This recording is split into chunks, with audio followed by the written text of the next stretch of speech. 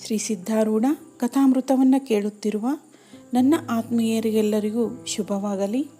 ಆತ್ಮೀಯರೇ, ಈ ದಿನ ನಾವು 38ನೆಯ ಅಧ್ಯಾಯವನ್ನು ತಿಳಿಯೋಣ. ಓಂ ಅನಾದ್ಯನಂತನೇ, ವಿಶ್ವವ್ಯಾಪಕನೇ, ವಿಶ್ವಾತೀತ ಮಾಯಾತೀತ ಲೋಕರಕ್ಷಕನೇ, ನಾಮರೂಪಾತೀತ ನಿರ್ವಿಕಾರ ಸ್ವರೂಪನೇ, ಸರ್ವನಿಯಂತ್ರನೇ, ನಿನಗೆ ನಮಸ್ಕಾರವಿರಲಿ. ನಿನಗೆ ನಮಸ್ಕಾರ ಮಾಡಲಿಕ್ಕೆ ಹೋದರೆ ನೀನೇ ನಮನಕರ್ತ, ನಮನ ಮತ್ತು ನಮನ ತೆಗೆದುಕೊಳ್ಳುವವನ ಆಗಿರುತ್ತಿ. ನಿನ್ನ ಧ್ಯಾನ ಮಾಡಲಿಕ್ಕೆ ನೋಡಿದರೆ ಧ್ಯಾತ ಮತ್ತು ಧ್ಯಾನವು ನೀನೇ ಸ್ವತಃ ಆಗುವಿ ಮತ್ತು ಕೂಡಲೇ ದೇಹ ಬುದ್ಧಿಯನ್ನು ಬಿಡಿಸಿ ಐಕ್ಯ ಯೋಗ್ಯದಿಂದ ವರ್ತಿಸುವಿ. ಅನ್ಯ ಯಾವ ಸಾಧನೆಗಳನ್ನು ಮಾಡದೆ ನಿರಭಿಮಾನದಿಂದ ನಿನ್ನ ಸೇವಾ ಮಾತ್ರ ಮಾಡಿ ನಿನ್ನ ಕೃಪೆ ಸಂಪಾದನೆ ಮಾಡಿಕೊಂಡಿದ್ದಾದರೆ ನೀನೇ ಜ್ಞಾನವನ್ನು ದಯಪಾಲಿಸುವಿ. ಜ್ಞಾನದಾತ ಆಗಿಯೂ ನೀನೇ ಇರುತ್ತಿ. ಇತರರೆಲ್ಲರೂ ಬಂಧಕರಿರುವರು. ನಿನ್ನ ಜ್ಞಾನ ಪ್ರಭಾವದಿಂದ ದ್ವೈತವೆಲ್ಲ ನಿರಸನವಾಗುವುದು. ಈ ಪ್ರಕಾರವಿರುವ ನಿನ್ನ ಚರಣದಲ್ಲಿ ಮಸ್ತಕವನ್ನಿಟ್ಟು ನಮಸ್ಕರಿಸುವೆನು. ನನ್ನ ಮೋಹ ಮಮತೆಗಳನ್ನು ಕಳೆದು ಚಿತ್ತಕ್ಕೆ ಶಾಂತಿ ಕೊಡುವಂಥವನಾಗು. ಯಾವುದರ ಶ್ರವಣ ಮಾತ್ರದಿಂದ ಭವಬಂಧನವು ಹರಿದು ಹೋಗುವುದು ಅಂಥ ಚರಿತ್ರ ಕಥನವನ್ನು ಕೇಳುವವರಾಗಿರಿ. ಇದರಿಂದ ಚಿತ್ತದ ಮಲಿನವೆಲ್ಲ ಹೋಗಿ ಹೃದಯದಲ್ಲಿ ಜ್ಞಾನವು ಪ್ರಕಟವಾಗುವುದು. ಪ್ರೇಮದ ಭಕ್ತನಾದ ಕಾಳಪ್ಪ ಬಡಿಗೇರ ಎಂಬಾತನು ಹೃದಯದಲ್ಲಿ ಅತ್ಯಂತ ಸದ್ಭಾವವುಳ್ಳವನಾಗಿ ಸದ್ಗುರುವಿಗೆ ಒಮ್ಮೆ ಮನೆಗೆ ಕರೆದುಕೊಂಡು ಹೋಗಿ ಉಣ್ಣಿಸಬೇಕು ಎಂದು ಸಂಕಲ್ಪ ಮಾಡಿದನು. ಪೇಟೆಗೆ ಹೋಗಿ ಮಧುರವಾದ ಮತ್ತು ರಸಯುಕ್ತವಾದಂತೆ ಕಾಣಿಸುತ್ತಿದ್ದ ಮಾವಿನ ಹಣ್ಣುಗಳನ್ನು ತೆಗೆದುಕೊಂಡು ಬಂದು ಮನೆಯಲ್ಲಿ ಇಟ್ಟು ಸಿದ್ಧಾರೂಢರ ಕಡೆಗೆ ಹೋಗಿ ಅವರಿಗೆ ಮರುದಿನ ಭೋಜನಕ್ಕೆ ಬರಬೇಕೆಂದು ಆಮಂತ್ರಣ ಕೊಟ್ಟನು. 2ನೇ ದಿವಸ ಪಾಕ ಕಾರ್ಯವು ಸಿದ್ಧವಾದ ಕೂಡಲೇ ಸುಮತಿಯಾದ ಕಾಳಪ್ಪನು ಮಠಕ್ಕೆ ಹೋಗಿ ಮನೆಗೆ ಬರಲಿಕ್ಕೆ ಸದ್ಗುರುಗಳಿಗೆ ಪ್ರಾರ್ಥಿಸಿದನು. ಕೂಡಲೇ ಸದ್ಗುರುಗಳು ಅವನ ಕೂಡ ಆತನ ಮನೆಗೆ ಬಂದರು. ಸಿದ್ಧರಿಗೆ ಒಂದು ಯೋಗ್ಯ ಆಸನದಲ್ಲಿ ಕೂಡಿಸಿ ಕಾಳಪ್ಪನು ಪ್ರೇಮಯುಕ್ತನಾಗಿ ಪೂಜಾ ಮಾಡುವಂಥವನಾದನು. ಆಮೇಲೆ ಭೋಜನದ ದಿಶೆಯಿಂದ ಎಲ್ಲ ಪದಾರ್ಥಗಳನ್ನು ನೀಡಿದ ತಾಟು ಸದ್ಗುರುಗಳ ಮುಂದೆ ಇಟ್ಟರು ಮತ್ತು ಮಾವಿನ ಹಣ್ಣುಗಳನ್ನು ತಂದು ಕೊಯ್ದು ನೋಡಿದರೆ ವಿಚಿತ್ರ ಕಾಣಿಸಿತು. ಪ್ರತ್ಯೇಕ ಮಾವಿನ ಹಣ್ಣಿನಲ್ಲಿ ಹುಳುಗಳು ಇರುವುದನ್ನು ಕಂಡು ಕಾಳಪ್ಪನು ಬಹಳ ಖಿನ್ನನಾಗಿ ಈಗಲೇ ಹೋಗಿ ಬೇರೆ ಹಣ್ಣುಗಳನ್ನು ತರುವೆನು ಎಂದು ಹೇಳಿ ಹೊರಡಲನುವಾದನು. ಇದನ್ನು ನೋಡಿ ಸದ್ಗುರುಗಳು, ನೀನು ಈಗ ಏನು ಚಿಂತೆ ಮಾಡಬೇಡ ಎಂದು ಹೇಳಿ ಆ ಹಣ್ಣುಗಳನ್ನು ತೆಗೆದುಕೊಂಡು ನೋಡಲಾರಂಭಿಸಿದರು. ಒಂದು ಹಣ್ಣು ಕೈಯಲ್ಲಿ ಹಿಡಿದುಕೊಂಡು ಅದನ್ನು ತಿರುವಿ ನೋಡುತ್ತಾ ಸಿದ್ಧರು, ಇದು ಶುದ್ಧವದೇ, ಏನೇನೂ ಹುಳವಿಲ್ಲ ಎನ್ನುತ್ತಾ ಎಲ್ಲ ಉಳಿದ ಮಾವಿನ ಹಣ್ಣುಗಳನ್ನು ಹಾಗೆಯೇ ನೋಡಿ ಯಾವುದರೊಳಗೂ ಹುಳಗಳಿಲ್ಲ ಅಂದರು. ಇತರರು ನೋಡಿದರು, ಆದರೆ ಈಗ ಒಂದು ಹುಳ ಕಾಣಿಸಲಿಲ್ಲ ಮತ್ತು ತಿಂದರೆ ಬಹಳ ಮಧುರವಾಗಿ ಇದ್ದವು. ಸದ್ಗುರು ಹಸ್ತ ಸ್ಪರ್ಶವಾದ ಕೂಡಲೇ ಆ ಹಣ್ಣುಗಳು ಶುದ್ಧವಾದದ್ದನ್ನು ನೋಡಿ ಎಲ್ಲರಿಗೂ ಮಹದಾಶ್ಚರ್ಯವಾಯಿತು. ನಿರ್ಜೀವ ಹಣ್ಣುಗಳು ಸದ್ಗುರುವಿನ ಸ್ಪರ್ಶದಿಂದ ಶುದ್ಧವಾದ ಮೇಲೆ ಸಜೀವ ಮನುಷ್ಯರು ಯಾಕಾಗಲಿಕ್ಕಿಲ್ಲ. ಸಜೀವ ಇಷ್ಟೇ ಅಲ್ಲ, ಉತ್ತಮವಾದ ಬುದ್ಧಿಯುಕ್ತನಾದ ನರನು ಆ ಸಿದ್ಧ ಕೃಪಾಗನನ ಸ್ಪರ್ಶ ಮಾತ್ರದಿಂದ ಅವಶ್ಯವಾಗಿ ಶುದ್ಧನಾಗಿ ಆಮೇಲೆ ಸದ್ಗುರು ತನ್ನೊಳಗೆ ಆತನನ್ನು ತೆಗೆದುಕೊಳ್ಳುವನು. ಶುದ್ಧವಾದ ಮೇಲೆ ಆ ನಿರ್ಮಲವಾದ ಫಲವನ್ನು ಸದ್ಗುರು ಹೊಟ್ಟೆಯಲ್ಲೇ ಹಾಕಿಕೊಳ್ಳುವನು. ಅದು ನಾಮರೂಪಗಳನ್ನು ಬಿಟ್ಟು ದೇಹದಲ್ಲಿ ಸಮರಸವಾಗುವುದು. ಹಾಗೆಯೇ ಭಕ್ತನು ಸದ್ಗುರುವಿನ ಸ್ಪರ್ಶದಿಂದ ಕೂಡಲೇ ಚಿತ್ತದ ನಿರ್ಮಲತೆಯನ್ನು ಹೊಂದಿ ಅನಂತರ ಸದ್ಗುರುವು ಆತನನ್ನು ತನ್ನ ಸ್ವರೂಪದೊಳಗೆ ತೆಗೆದುಕೊಂಡು ಅದರಲ್ಲಿ ಸಮರಸ ಮಾಡಿಕೊಳ್ಳುವನು. ಇರಲಿ, ಕಾಳಪ್ಪನಿಗೆ ಬಹಳ ಆನಂದವಾಗಿ ಪ್ರೇಮದಿಂದ ಸದ್ಗುರುಗಳ ಚರಣಕ್ಕೆ ಬಿದ್ದು, ನಾನು ಇವತ್ತಿನ ದಿನ ಧನ್ಯನಾಗಿ ಹೋದೆನು, ನನ್ನ ಉದ್ಧಾರವಾಯಿತು ಎಂದು ಅಂದನು.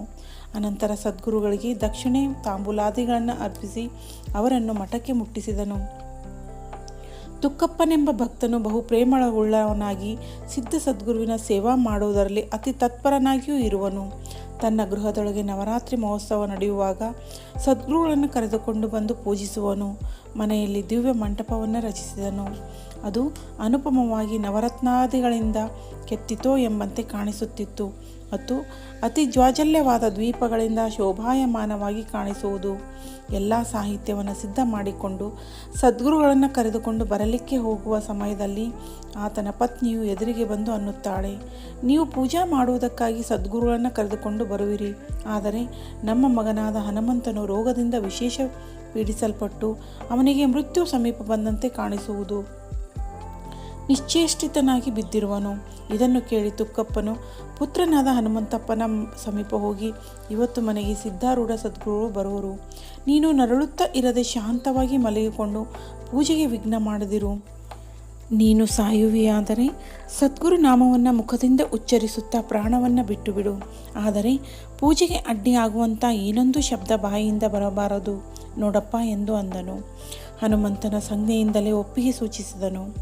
ಆದರೆ ತಾಯಿಗೆ ದುಃಖ ತಡೆಯಲಾರದೆ ಅಳಲಾರಂಭಿಸಿದಳು. ಆಗ ಆಕೆಯನ್ನು ಕುರಿತು ತುಕ್ಕಪ್ಪನು, ನೀನು ಬಹಳ ಚಲೋ ಕೆಲಸ ಮಾಡುತ್ತಿ, ರೋಗಿಯಾದರೂ ಅಳುವುದಿಲ್ಲ. ಹೀಗಿದ್ದು ನೀನು ಇಂತಹ ಆಕ್ರಾಂತ ಮಾಡುತ್ತಿ. ಸದ್ಗುರುನಾಥನು ಬರುವ ಕಾಲದಲ್ಲಿ ಇದು ನಿನಗೆ ಯೋಗ್ಯವಲ್ಲ ನೋಡು. ಈಗ ಸದ್ಗುರುವಿಗೆ ಕರೆಸಬೇಕು ಅಥವಾ ಆಕ್ರಾಂತ ಮಾಡುತ್ತಾ ಕೂಡಬೇಕು. ನಿನ್ನ ಮನಸ್ಸಿನೊಳಗೆ ಏನಿದೆ ಹೇಳು ಅಂದನು. ಹಾಗೆ ಆ ಸ್ತ್ರೀಯು ವಿಚಾರಯುಕ್ತಳಾಗಿ ಅಂದಳು, ನನ್ನ ಅಪರಾಧವಾಯಿತು. ಅವನು ಸತ್ತರೂ ನಾನು ಅಳಲಿಕ್ಕಿಲ್ಲ. ಸದ್ಗುರುಗಳು ಹೋಗುವ ತನಕ ಅವನ ಮೇಲೆ ಕಂಬಳಿ ಹಾಕಿ ಮುಚ್ಚಿಬಿಡುವೆನು. ಮಮತೆಗೆ ಲತ್ತೆ ಹೊಡೆದು ಹೊರಗೆ ಹಾಕಿ ಸದ್ಗುರುಗಳನ್ನು ಒಳಗೆ ಕರೆದುಕೊಂಡು ಬಂದು ಸಾಂಗವಾಗಿ ಪೂಜಿಸಬೇಕೆಂಬ ನಿರ್ಧಾರವನ್ನು ಮಾಡಿ ತುಕ್ಕಪ್ಪನು ಮಠಕ್ಕೆ ಹೊರಟು ಹೋಗುವಂಥವನಾದನು. ಮಹಾವೈಭವದಿಂದ ಸದ್ಗುರುಗಳನ್ನು ಗೃಹಕ್ಕೆ ಕರೆದುಕೊಂಡು ಬಂದು ಮಂಟಪದೊಳಗಿನ ಸಿಂಹಾಸನದ ಮೇಲೆ ಕುಳ್ಳಿರಿಸಿದಾಗ ಅವರ ಮುಂದನೆ ಕೀರ್ತನೆ ಆರಂಭವಾಯಿತು. ಆಗ ಏನು ವಿಶೇಷ ಚಮತ್ಕಾರವಾಯಿತು ಅದನ್ನೇ ಕೇಳಿರಿ. ಇತ್ತ ಹನುಮಂತನು ಕಂಬಳಿ ಆತನ ಮೇಲೆ ಹೊಚ್ಚಲ್ಪಟ್ಟು ಮೆಲ್ಲಗೆ ಸದ್ಗುರು ಚಿಂತನೆ ಮಾಡುತ್ತಾ ಕಣ್ಣೊಳಗಿಂದ ನೀರು ಸುರಿಸುತ್ತಿದ್ದ ಆತನಿಗೆ ಪ್ರಾರ್ಥಿಸುತ್ತಾನೆ. ದೀನನಾಥನಾದ ಸದ್ಗುರುವೇ, ನನಗೆ ನಿನ್ನ ದರ್ಶನವಿಲ್ಲ. ನನ್ನಿಂದ ಎದ್ದು ಕೂಡೋಣ ಅಂದರೆ ಶಕ್ಯವಿಲ್ಲ. ನನ್ನ ಪ್ರಾಣ ಹೋಗುವುದು ಎಂಬಂತೆ ಅನಿಸುವುದು. ಈ ಸಮಯದಲ್ಲಿ ನನಗೆ ನಿನ್ನ ಹೊತ್ತು ಮತ್ಯಾರಿರುವರು? ನಾನು ನಿನ್ನ ಹೆಸರು ತೆಗೆದುಕೊಂಡು ಕೂಗಿದೆನೆಂದರೆ ಪೂಜೆಗೆ ನಿಶ್ಚಯವಾಗಿ ವಿಘ್ನ ಬರುವುದು. ಈ ಕಾಲದಲ್ಲಿ ನೀನೇ ಬಂದು ನನ್ನ ಮೇಲೆ ಕೃಪಾ ಮಾಡು. ಸದ್ಗುರುರಾಯನೇ, ಒಮ್ಮೆಯಾದರೆ ನನಗೆ ದರ್ಶನ ಕೊಡು, ಅಂದರೆ ನಾನು ಸುಖದಿಂದ ಪ್ರಾಣ ಬಿಡುವೆನು. ಬಹುಘೋಷದಿಂದ ಕೀರ್ತನೆ ನಡೆದಿರುವಾಗ ನನ್ನ ಈ ಅಲ್ಪಧ್ವನಿಯು ನಿನಗೆ ಕೇಳಿಸಲಾರದು. ಹೀಗನ್ನುತ್ತಿದ್ದನು. ಹೊರಗೆ ಕೀರ್ತನ ರಂಗ ನಡೆದಿರುವುದು. ಆಗ ಸದ್ಗುರುವು ಮಂಟಪದೊಳಗೆ ಕೂತಲ್ಲಿಂದ ಒಮ್ಮಿಂದೊಮ್ಮೆ ಗಡಬಡಿಯಿಂದ ಎದ್ದು ತುಕ್ಕಪ್ಪನನ್ನು ಕರೆದು ಆತನ ಹಸ್ತ ಹಿಡಿದು, ನನಗೆ ಹನುಮಂತನಿದ್ದಲ್ಲಿಗೆ ಕರೆದುಕೊಂಡು ಹೋಗು ಅಂದನು. ಅದಕ್ಕೆ ತುಕ್ಕಪ್ಪನು, ಈಗ ಆತನ ಬಳಿಗೆ ಹೋಗುವುದು ಏನೂ ಕೆಲಸವಿಲ್ಲ. ಆತನು ಸ್ವಸ್ಥನಾಗಿ ಮಲಗಿಕೊಂಡಿರುತ್ತಾನೆ.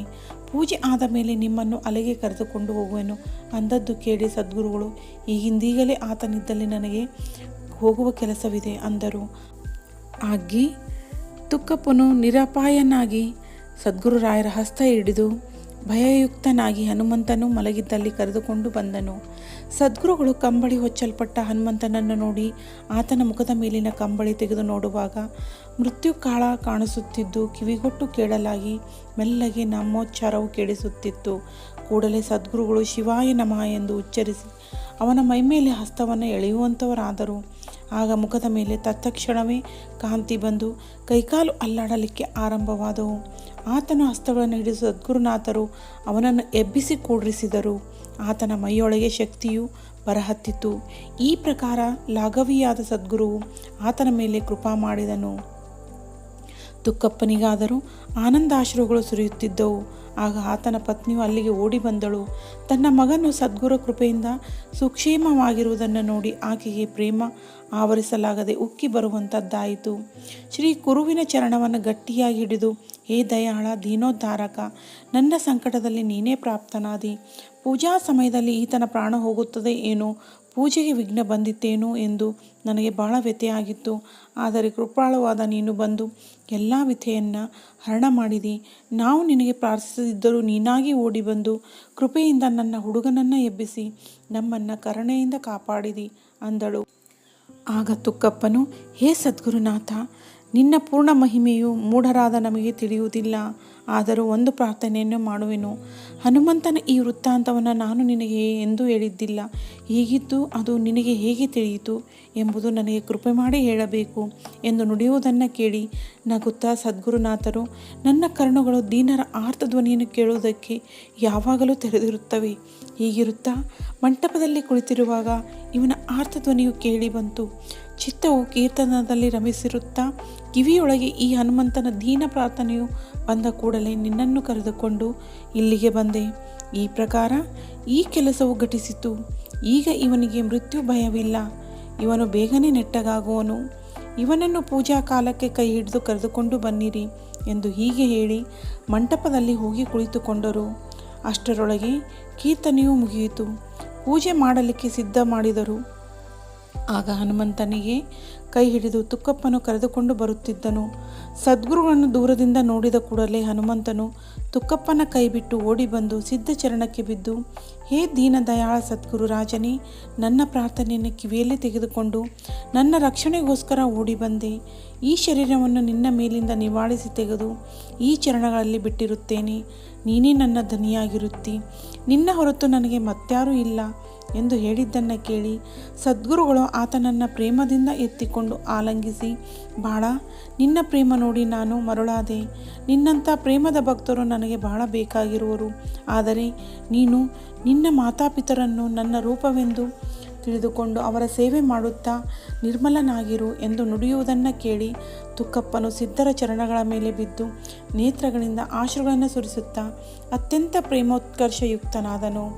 ಭಕ್ತರೊಳಗೆ ಈ ಸದ್ಗುಣಿಯಾದ ತುಕ್ಕಪ್ಪನೇ ಅಗ್ರಗಣಿ ಇರುತ್ತಾನೆ. ಸಂತ ಮಾಲೆಯೊಳಗೆ ಶಿಖಾಮಣಿ ಇದ್ದಂತೆ ಈತನು ಸದ್ಗುರು ಚರಣಗಳಲ್ಲಿ ಶೋಭಿಸುವನು. ಸದ್ಗುರು ಪ್ರೇಮವೇ ಆತನ ಭೂಷಣವು. ಇಲ್ಲವಾದರೆ ಆತನು ಬರೇ ಕೌಪೀನಧಾರಿಯಾಗಿದ್ದು ಮಹಾವೈರಾಗ್ಯಶೀಲನಿರುವನು. ಸಿದ್ಧವಚನ ವಿನಃ ಎರಡನೇ ಪ್ರಮಾಣವೇ ಒಲ್ಲನು. ಇರಲಿ, ತುಕ್ಕಪ್ಪನು ಮುಂದೆ ಬಂದು ಪೂಜಾ ಮಾಡಲಿಕ್ಕೆ ಆರಂಭಿಸಿದನು. ಸಿದ್ಧರ ಮುಂದೆ ಬಂದು ಪರದೆಯನ್ನು ಹಿಡಿದು ಅವರಿಗೆ ಅಲಂಕಾರ ಮಾಡುವುದರಲ್ಲಿ ಪ್ರವರ್ತಿಸಿದನು. ಅಲಂಕಾರ ಪೂರ್ಣವಾದ ಮೇಲೆ ಅಡ್ಡ ಪರದೆಯನ್ನು ತೆಗೆದರು. ಆಗ ಮಂಟಪದಲ್ಲಿ ವಿದ್ಯುಲ್ಲತೆಯಂಥ ಪ್ರಕಾಶಮಾನವಾಗಿರುವ ಮೂರ್ತಿಯು ಪ್ರಕಟವಾಯಿತು. ಮಸ್ತಕದಲ್ಲಿ ರತ್ನ ಖಚಿತವಾದ ಕಿರೀಟವು ದಿವ್ಯ ತೇಜದಿಂದ ಪ್ರದೀಪ್ತವಾಗಿತ್ತು ಮತ್ತು ಮೇಲೆ ಅತ್ಯದ್ಭುತವಾದ ಸುವರ್ಣ ಶೇಷನು ಶೋಭಿಸುತ್ತಿದ್ದನು. ಮುಖದ ಮೇಲೆ ಸಹಸ್ರಕರನಿಗೆ ಬೇರೆ ಇಲ್ಲದಂತೆ ಅಪೂರ್ವ ಕಾಂತಿಯೂ ಇದ್ದು ಆ ವಿದ್ಯುತ್ಪ್ರಾಯವಾದ ಮೂರ್ತಿಯು ಭಕ್ತರ ನೇತ್ರ ಕಮಲಗಳಿಗೆ ವಿರಾಜಮಾನವಾಗಿ ಕಾಣಿಸಿತು. ಕಂಠದ ಸರ್ಪಹಾರವು ಹೊಳೆಯುತ್ತಾ ಅಪಾರ ಪುಷ್ಪಭಾರವು ಶೋಭಿಸುತ್ತಾ ಸ್ಕಂದದ ಮೇಲೆ ಸುವರ್ಣ ಪುಷ್ಪಗಳಿಂದ ಒಪ್ಪುತ್ತಿರುವ ದಿವ್ಯ ಪ್ರಾವರಣವು ರಾಜಿಸುತ್ತಿತ್ತು. ಕಂಠದಲ್ಲಿ ಮುಕ್ತಹಾರ, ವೃಕ್ಷಸ್ಥಳದಲ್ಲಿ ರತ್ನಖಚಿತ ಮನೋಹರವಾದ ಪದಕವು ಝಳಕಿಸುತ್ತಾ ಪಾದಗಳಲ್ಲಿ ಸುವರ್ಣದ ಪಾದುಕೆಗಳು ಇದ್ದು, ಈ ಪ್ರಕಾರ ಆ ಸಿದ್ಧ ಸದ್ಗುರು ಮೂರ್ತಿಯು ಸಿಂಹಾಸನದ ಮೇಲೆ ಶೋಭಾಯಮಾನವಾಗಿ ಕಾಣಿಸುತ್ತಿತ್ತು. ಜಯ ಜಯಕಾರದಿಂದ ಭಕ್ತರೆಲ್ಲ ಗರ್ಜಿಸುವಂಥವರಾದರು. ಎಲ್ಲರೂ ಮಂಗಳಾರತಿಯನ್ನು ಹಾಡುತ್ತಾ ಸದ್ಗುರುವಿಗೆ ಪಂಚಾರತಿಯನ್ನೇ ಎತ್ತಿದರು. ಹನುಮಂತನಾದರೂ ಆನಂದದಿಂದ ಬಹುಶಕ್ತಿಯುಳ್ಳವನಾಗಿ ಕುಣಿಯಲಾರಂಭಿಸಿದನು. ಇದನ್ನು ನೋಡಿ ಎಲ್ಲರೂ ಆಶ್ಚರ್ಯಪಟ್ಟು ಸದ್ಗುರು ಮಹಿಮೆಯು ಅಗಾಧವಾಗಿದೆ ಅನ್ನುವರು. ಪೂಜಾ ಸಮಾಪ್ತಿಯಾದ ಮೇಲೆ ತುಕ್ಕಪ್ಪನು ಸದ್ಗುರುಗಳನ್ನು ಕೈ ಹಿಡಿದು ಭೋಜನಕ್ಕೋಸ್ಕರ ಒಳಗೆ ಕರೆದುಕೊಂಡು ಹೋಗುವಂಥವನಾದನು.